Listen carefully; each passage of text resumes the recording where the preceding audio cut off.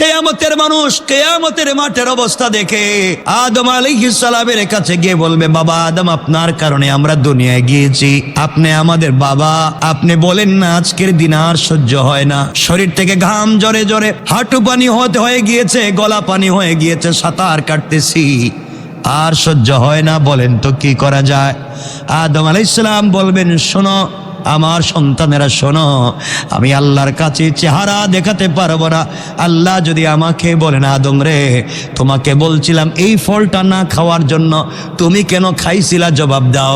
এই জন্য আল্লাহর আদালতে আমি গেলে ধরায় পড়ে যাব, সুতরাং তোমাদের ব্যাপারে আজও আমি কোনো কথা বলতে পারবো না।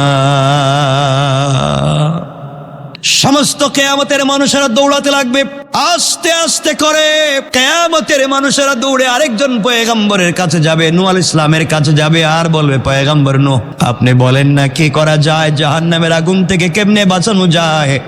কিয়ামতের মাঠের এই কষ্ট সহ্য হয় না। তিনি বলবেন, আমার দিয়ে কিছু হবে না, শুধু রব্বি নফসি রব্বি নফসি, আল্লাহ আমি কাউকে চিনি না, আমাকে বাঁচাও, আজ আমি কাউকে চিনি না, আমাকে বাঁচাও।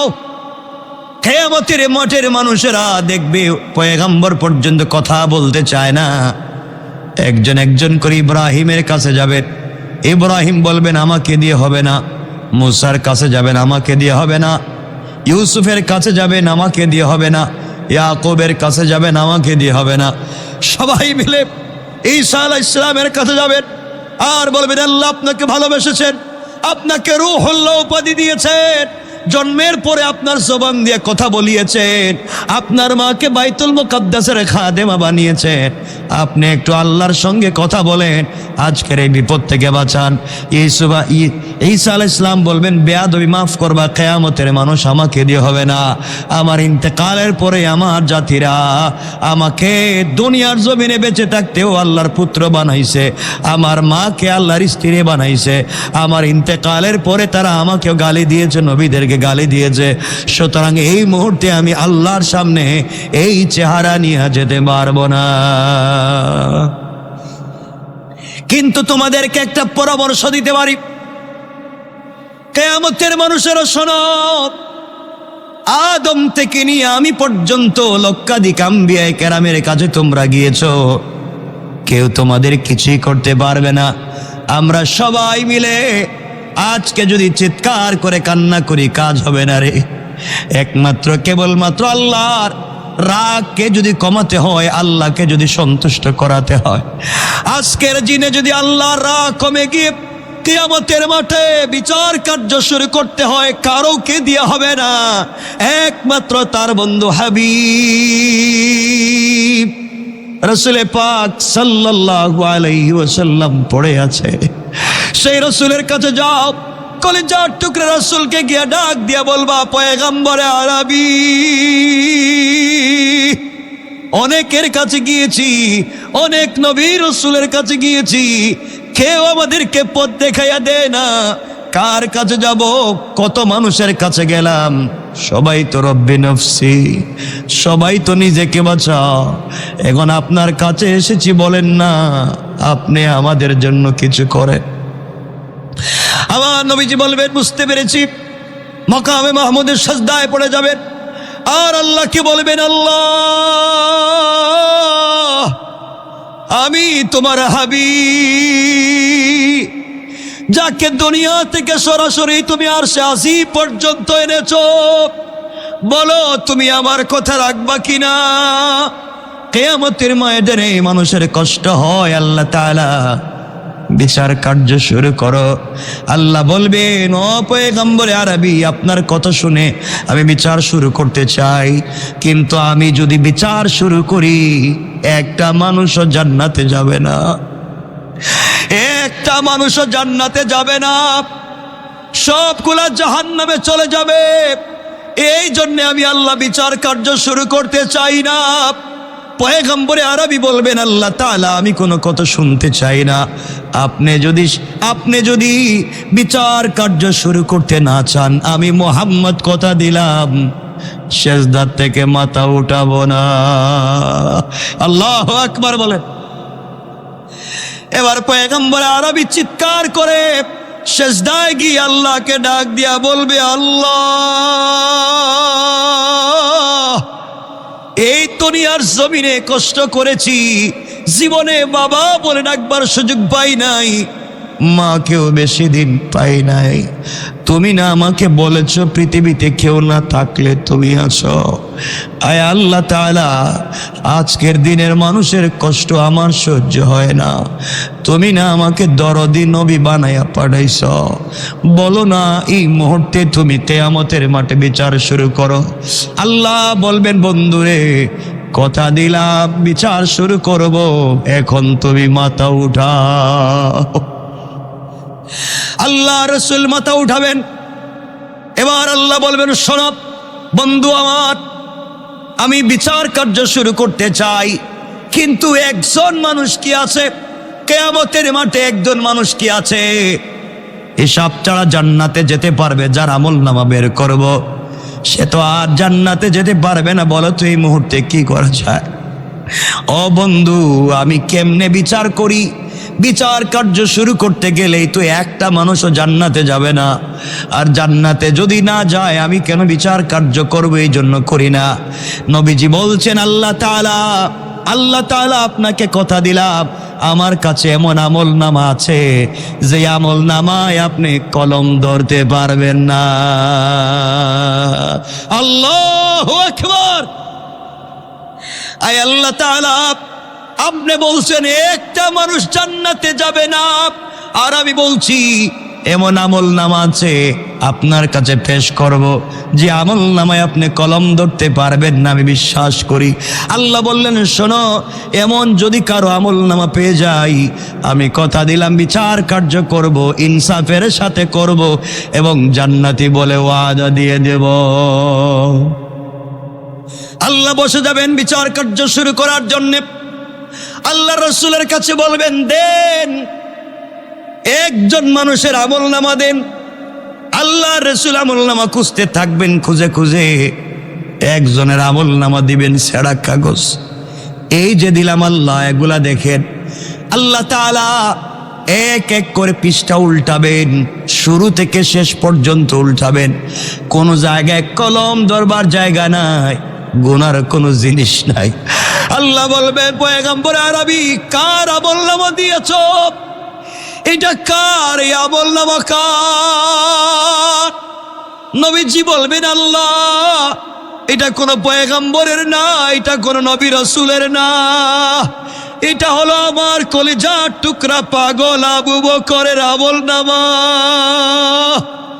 আমার আবু বকরের আমলনামা তোমাকে দিয়েছি। আয় আল্লাহ, এটা আমার আবু বকর, আমার আবু বকরের আমলনামা দিয়েছি। বলো, তুমি যদি আমার উম্মতের আবু বকরের আমলনামার মধ্যে কিছু না পাও, আমার বিশ্বাস আমার উম্মতদের ভিতরে এমন হাজার কোটি কোটি কোটি কোটি আমলনামা কিয়ামতের আগ পর্যন্ত যারা ছিল পেয়ে যাইবা। আল্লাহ বলছেন, বন্ধুরে, হিসাব করব, বিচার করব, কিন্তু যদি আমি কম বেশ পাই জাহান্নামে দিব। আল্লাহর রাসূল বলছেন, আমার আপত্তি নাই, দিতে পারেন, আমার আপত্তি নাই। আল্লাহ বললেন, বিচার শুরু করব। এই নেন আপনি চেয়ার, জান্নাত থেকে চেয়ার এনেছি, আপনি চেয়ারে বসেন। এই যে আপনার পোশাক পরেন। আমার নবীজি বলবেন, আল্লাহ, যারা দুনিয়ার জমিনে আমাকে ভালোবেসেছে, আজকে তাদের বিচার হবে, আমি চেয়ারে বসে থাকব। আমার কোন উম্মতকে আপনার ফেরেশতারা যদি না চিনে জাহান্নামে নিয়ে যা, আমার কোন উম্মতকে যদি জাহান্নামে নিয়ে যায়, আমি এখানে বসে থাকবো। আল্লাহ কি জবাব দেব? এই বলে আমার নবীজি একবার দৌড় দিবেন হাউজে কাউসারের পানির কাছে, আর গিয়ে বলবেন, আবু বকর, ও ওমর, আমার যে উম্মত আসবে তাদেরকে পানি পান করাও। আবার নবীজি দৌড় দিবেন মিজানের কাছে। কোন উম্মতের মিজানের পাল্লা আস্তে করে নেকির পাল্লা হালকা হয়ে গিয়েছে, নবীজি গিয়ে দেখবেন অনেক উম্মতের নেকির পাল্লা হালকা, গুনার পাল্লা ভারী হয়ে গিয়েছে। ডাক দিয়ে বলবেন, উম্মত রে, তোমার আমলনামায় কি কোনো দুরূদ শরীফ নাই? কি কোনোদিন আমার উপরে দুরূদ শরীফ পড়ো নাই? কোনদিনকে সাল্লাল্লাহু আলাইহি ওয়াসাল্লাম এমন ছোট দুরূদ পড়েছ উম্মত বলবে পয়গম্বর পড়েছি মনে নাই? আমার নবীজি তার নাম ঠিকানা নিয়া আল্লাহর কাছে বলবেন, আল্লাহ তাআলা বলেন তো কিয়ামতের মাঠের কোন জায়গায় আমার উম্মতের আমল নামা রেখেছে, কোন জায়গায় আমার উম্মতের আমার উপরে যারা দুরূদ প্রেরণ করেছে দুরূদ গুলাকে কোথায় রেখে দিয়েছেন? আল্লাহ দেখায় দিবেন, এদিকে তোমার উম্মতের দুরূদ গুলাকে জমা করে রেখে দিয়েছি। নবীজি নাম ঠিকানা নিয়ে যাবেন, এই নাম ঠিকানা যতটুকু দুরূদ পাওয়া যায় কান্দে করে নিয়ে এসে আমল নামা এসে মিজানের পাল্লা এনে বলবেন, আল্লাহ পেয়ে গেছি, আমার উম্মতকে আর জাহান্নামে দিতে পারবা না। তোমাকে আমাকে বাঁচাবার জন্য যেই রাসূল এত কষ্ট করবেন, যেই রাসূল এত চিন্তা করবেন, কেমনে তুমি আমি সেই রাসূলকে বলে যাই? কিয়ামতের দিন আল্লাহ বলছেন পয়গম্বরে আরবি আপনাকেও সাক্ষী বানাবো। ওই দিন নবীজি যদি দাঁড়াইয়া বলেন তোমাকে আমাকে চিনেন না, এর চাইতে অপমানের আর কিছু হতে পারে না। নবীজি যদি বলেন এদেরকে আমি চিনি না, জাহান্নাম থেকে কেউ বাঁচাতে পারবে না। এই জন্য আজকের আলোচনার মূল বিষয় হবে, আর যাই করি নবীজি আমাদেরকে চিনেন এমন আমল করে কবরে যেতে চাই কোন ইনশাআল্লাহ। কিচ্ছু চাই না, শুধুমাত্র অল্প অল্প করে দুরূদ শরীফ দুরূদ পড়ে যাইয়েন, দুরূদগুলাকে সাথে রাখেন, মরলে বাঁচবেন। এই যে আমাদের রাসূল দুরূদটা পড়ে যান, দেখবেন তো কিয়ামতের দিন কি উপকার হয়। এজন্য সুযোগ পাইলে পড়বেন তো ইনশাআল্লাহ, সুযোগ পাইলে দুরূদ পড়বেন, আল্লাহ তাআলা আমাদেরকে কবুল করবেন, বলেন আমিন। দুরূদের অনেক অনেক অনেক দাম, দুরূদের অনেক দাম। নবীজি সাল্লাল্লাহু আলাইহি ওয়াসাল্লামকে আল্লাহ হাদিসে কুদসিতে বলেছেন, কেউ যদি রাসূলের উপরে একবার, কয়বার? মাত্র একবার দুরূদ শরীফ পড়ে, একবার সাল্লাল্লাহু আলাইহি ওয়াসাল্লাম, এই একটা কথা বলছি, আল্লাহ বলছেন আমি তার উপরে 10 বার রহমত দেই। এখন একটা লোক যদি প্রতিদিন 10 বার পড়ে 100 বার, প্রতিদিন 100টা রহমত পাচ্ছেন। সুবহানাল্লাহ বললেন না? আপনি কি চান? এই জন্য আমার মুসলমান বন্ধুগণ মনে রাখবেন, এই দুনিয়ার জমিনে যদি সহজে জান্নাতে যেতে হয়, কাজ করেন যাই করেন নবীজির উপরে দুরূদ পড়বেন। আল্লাহ তাআলা দুনিয়ার জমিনে আমাদেরকে প্রেরণ করে দিয়েছেন, আমরা যে আমল করেই জান্নাতে যেতে পারবো এর কোনো গ্যারান্টি নাই, আমাদের ভুলের কোনো শেষ নাই। নবীজিকে আল্লাহ জানাইয়া দিয়েছেন, বন্ধুরে এই দুনিয়ার জমিনে যাদের আমল নামার ভিতরে দুরূদ শরীফের সংখ্যা বেশি পাবো, আপনার ভালোবাসার সংখ্যা বেশি পাবো, কারণ যারা তোমাকে ভালোবাসে তারা আমাকে ভালোবাসে। আপনার ভালোবাসা, আপনার উপরে দুরূদ যারা বেশি করে পড়বে, আপনাকে যারা ভালোবাসবে, কিয়ামতের দিনে আমি তাদের আমল নামা না দেখে জান্নাতের ফয়সালা করে দিতে চাই। এই জন্য মুসলমানেরা মনে রাখবেন, দুনিয়ার জমিনে কিয়ামতের দিনে কেউ আমাদের সাথে থাকবে না। দুনিয়ার জমিন থেকে বিদায় নিয়ে কিয়ামতের ময়দানে কাউকে পাওয়া যাবে না। ওই দিন সবাই যখন রব্বি নফসি বলে কাঁদবে, ওই দিন আমার নবীজি সিজদায় পড়ে শুধু বলবেন রব্বি উম্মতি উম্মতি। আমার নবীজি কিয়ামতের মাঠে জিবরিল আমিনকে আল্লাহ পাঠাবেন, যাও জিবরাইল, কিয়ামতের মাঠ কায়েম হয়ে গিয়েছে, আমার রাসূলকে তুমি রওজা মুবারক থেকে উঠে নিয়ে আসো। জিবরাইল আসবে, আল্লাহর রাসূলকে ডাক দিবেন, এসে দেখবে নবীজি রওজায় শুয়ে শুয়ে উম্মতি উম্মতি বলে কাঁদতেছে। জিবরাইল ডাক দিবেন, পাগলের মতো নবীজি উঠবেন আর বলবেন, জিবরাইল মনে দেরি করে ফেলছো, তুমি আগে বলো, আমি কিছু জানতে চাই না, আমার উম্মতের কি অবস্থা, আগে বলো কিয়ামতের মাঠে আমার উম্মতের কি অবস্থা। ও জিবরাইল, আমি ফাতেমার খবর জানতে চাই না, আলী হাসান হুসাইনের খবর জানতে চাই না, আগে বলো দুনিয়ার জমিনে যারা আমার উম্মত ছিল গুনাহগার উম্মতের কি অবস্থা। জিবরাইল বলবেন আল্লাহ তাআলা পয়গম্বরে আরবি একমাত্র প্রথমে আল্লাহ আপনাকে উঠাইছেন, এখনো কাউকে উঠান নাই। আপনি টেনশন করবেন না, একজনকেও এখন পর্যন্ত জাহান্নামে দেওয়া হয় নাই। নবীজি বলবেন বিশ্বাস করি না, তোমরা আমার জাহান্নামের কাছে নিয়ে যাও। আল্লাহু আকবার। আমি দেখবো আমার একটা উম্মতকে কি তোমরা জাহান্নামে দিয়েছো, আমি দেখতে চাই। যেই নবী তোমার আমার জন্য কিয়ামতের ময়দানে এমন পাগল হয়ে যাবে, এই নবীর জন্য দুনিয়ায় আমাদের দুরূদ পড়ার দরকার আছে না? না, শুধু এতটুকুন, সে নবীর জন্য কিছু করেন, নিজের জন্য কিছু করেন, দুনিয়ায় উপকার হবে, আখিরাতে উপকার হবে। খুব বেশি লম্বা চওড়া বলতে চাই না, এজন্য আল্লাহর ওয়াস্তে আপনাদের কাছে যে কথা আমি বলতে চাইতেছি, জীবনকে পরিবর্তন করতে হলে আমাদেরকে মোটামুটি কম বেশ 40টা কাজের ভিতরে চলে আসতে হবে। জীবনকে যদি পরিবর্তন করতে হয়, জীবনকে যদি রাঙাতে হয়, জীবনকে যদি জান্নাতি বানাতে হয়, জীবনকে যদি হাউজে কাউসারের জন্য তৈরি করতে হয়, জীবনকে যদি রাসূল পাকের সঙ্গে জান্নাতে যেতে হয়, এমনভাবে যদি নিজেকে তৈরি করতে হয়, কমপক্ষে 40টা কাজের সঙ্গে আপনাকে আমাকে জড়িয়ে নিতে হবে। এই 40টা কাজের সঙ্গে যদি আপনাকে আমাকে জড়িয়ে নিতে পারি, এটা বিশ্বাস রাখবেন যে আর সবাই ভুলে গেলেও নিশ্চয় রাসূল আমাকে কিয়ামতের দিন ভুলবেন না। সুবহানাল্লাহ বললেন না? এই 40টা কাজগুলোকে আমি সংক্ষেপ করে করে আপনাদের কাছে বলে দিতে চাই। জীবন পরিবর্তনের জন্য আপনাদেরকে 40টা বলতে গেলে তো অনেক সময় লাগবে, আমি 20টা বলি। কয়টা? এই 20টা কাজ 40 দিন করবেন, পারবেননি? ইনশাল্লাহ তো আমিও জানি এটা পারবেননি। বলেন না ইনশাল্লাহ, সবাই বলেন না, বলেন না, হাত উঠে বলেন না। ইয়া আল্লাহ আমাদেরকে কবুল করো, জোরে বলেন আমিন। আল্লাহ আমরা তো দুর্বল, পারবো না, তুমি আমাদেরকে হিম্মত দিও, আমিন। এই 40 দিনে ধারাবাহিকভাবে 20টা কাজ যদি করতে পারেন, কি লাগে আপনার, আর কি দরকার? আর 1 নাম্বার হচ্ছে এই 40টা দিন দেখে তো ট্রাই করে পারা যায় কিনা জীবন পরিবর্তন হয়ে যাবে। 1 নাম্বার, ঘুমানোর আগে চেষ্টা করেন তাহাজ্জুদের নামাজ পড়ে ঘুমাবেন।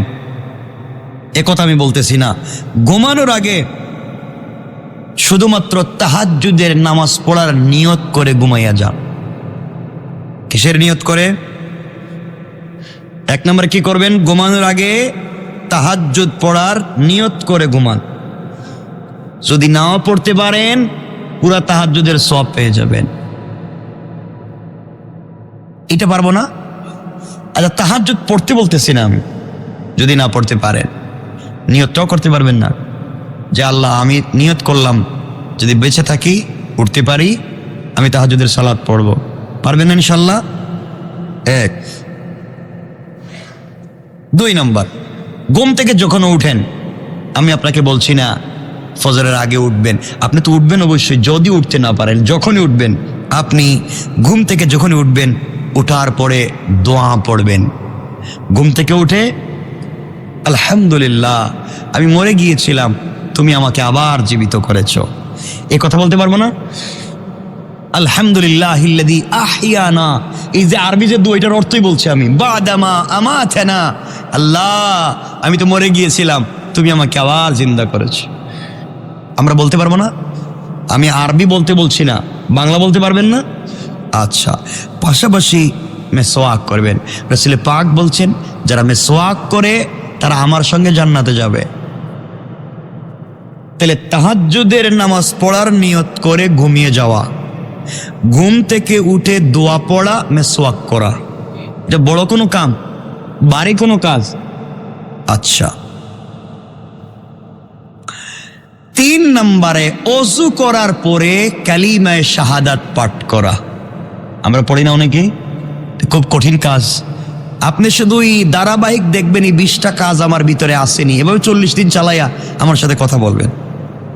3 নম্বরে ওযু করার পরে কালিমায়ে শাহাদাত পাঠ করা।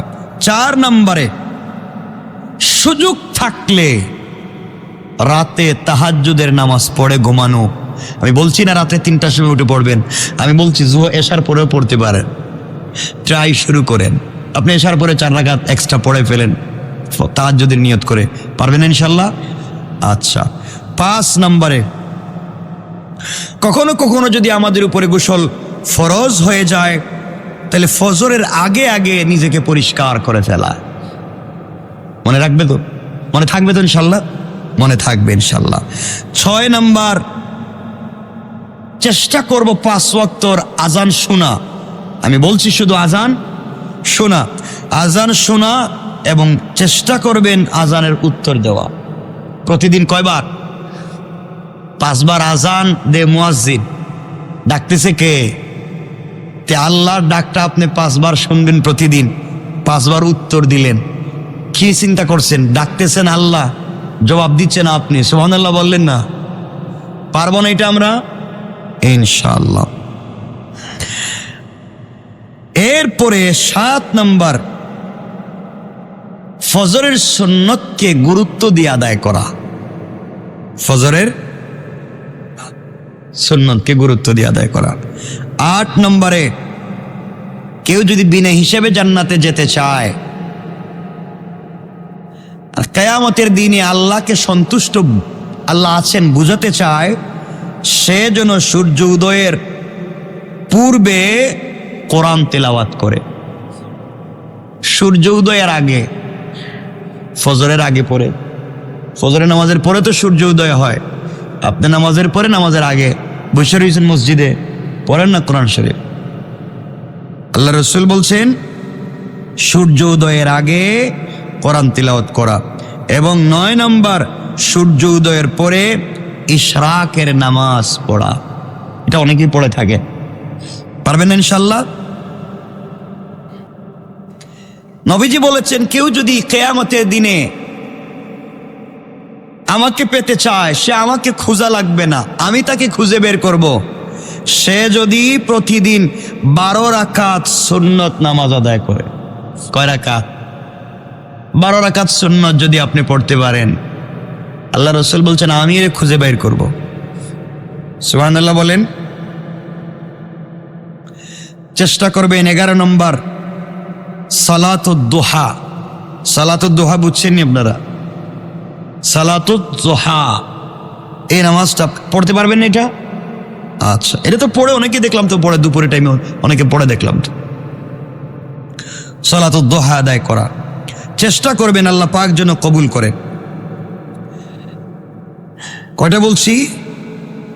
11টা। 12 নম্বর, চেষ্টা করবেন সময় মতো ওয়াক্তের ভিতরে ফজর, জোহর, আসর, মাগরিব, ইশা এই 5 ওয়াক্ত নামাজ পড়া ওয়াক্তের ভিতরে। পারবো না? আচ্ছা, আমাদের কাজ কি? আমাদের কাজই তো এটা, নামাজ পড়া। পারবো না আমরা সময় মতো ওয়াক্তের ভিতরে আদায় করা? 13 নম্বর, প্রতিদিন প্রত্যেক ফরজ নামাজের পরে কেউ যদি, রাসূল পাক বলেছেন বিনা হিসাবে জান্নাতে যেতে চায়, প্রতিদিন ফরজ নামাজের পরে সে যেন আয়াতুল কুরসি পাঠ করে। সুবহানাল্লাহ বলেন। এবং 3 কুল হু আল্লাহু আহাদ, কুল হু আল্লাহু, কুল আউযু বিরাব্বিন নাস, এরপরে মানে নাস, ফালাক, ইখলাস। চাইলে কুল ইয়া আইয়ুহাল কাফিরুন পড়তে পারেন, আমি 3টা বলছি। এটা কি খুব কঠিন সূরা? আচ্ছা। 14 নম্বর, প্রতি সোমবার এবং বৃহস্পতিবার সুযোগ থাকলে রোজা রাখা। এটা অনেক করেন আমি জানি, অনেক আমার সাথে, সবাই তো না, 1-2 জন আছেন। প্রত্যেক সপ্তাহে 2টা রোজা রাখেন, প্রতি সোম এবং বৃহস্পতিবার। নবীজি এটা করতেন। অথবা 15 নম্বর হচ্ছে প্রতি মাসে আইয়ামে বীজের রোজা রাখা। আইয়ামে বীজ 3 দিন রোজা রাখা। 16 নম্বর হচ্ছে প্রত্যেক শুক্রবার সূরা কাহাফ তেলাওয়াত করা। পারবেন না ইনশাল্লাহ? 17 নম্বর হচ্ছে প্রতিদিন সূরা ওয়াকিয়া, সূরা ইয়াসিন তেলাওয়াত করা। এগুলো আসলে করেন আপনারা, এটা ধারাবাহিক রুটিন করবেন শুধু। আচ্ছা, 18 নম্বরে, যদি সুযোগ থাকে, নবীজি বলেছেন কবরে ফেরেশতারা আযাব দিতে পারবে না, কোনোভাবেই না, যদি কেউ ঘুমাবার আগে সূরা মুলক পড়ে ঘুমায়া যায়। সুবহানাল্লাহ বলেন।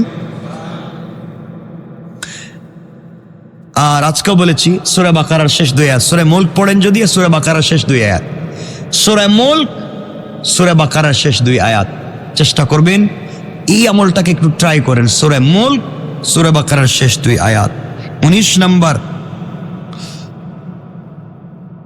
প্রত্যেক রাত্রে ঘুমাবার আগে আল্লাহর কাছে ক্ষমা চাও। আল্লাহ, আমি ঘুমাচ্ছি, না জানি উঠতে পারবো কিনা, মরে যাইতে পারি। আল্লাহ, যদি মরে যাই তুমি আমার উপরে সন্তুষ্ট থাইকো, আমাকে ক্ষমা করে দিও। এটা বলতে পারি না, এটা বলবো। 20 নম্বর, দিনে অন্তত 70 বার ইস্তেগফার করা। কি করা? ইস্তেগফার কি শুধু আস্তাগফিরুল্লাহ বললেও হবে? ছোট একটা শব্দ বললে হবে? পারবো না ইনশাল্লাহ? এই 20টা কাজ আমরা করতে পারবো না? ইনশাল্লাহ তো বলছেন, মনে তো আর থাকবে না। অথচ দেখেনি সবগুলোই হয়তো আপনারা করেন কম বেশ। এটা রুটিনের ভিতরে নিয়ে আসেন 40 দিন, যে আমি কাজগুলো করব। 40 দিন পরে দেখেন আপনার বডির অবস্থা, আপনার মনের অবস্থা, আপনার দিলের অবস্থা আপনি নিজেই বুঝবেন চেঞ্জ হয়ে গিয়েছে। আল্লাহ আমাদেরকে কবুল করুক। সবাই বলেন আমিন। আমার জন্য দোয়া চাই, আপনাদের জন্য দোয়া থাকবে। কথা এখানেই রেখে দিতে চাই। আল্লাহুম্মা সাল্লি আলা মুহাম্মদ ওয়া আলা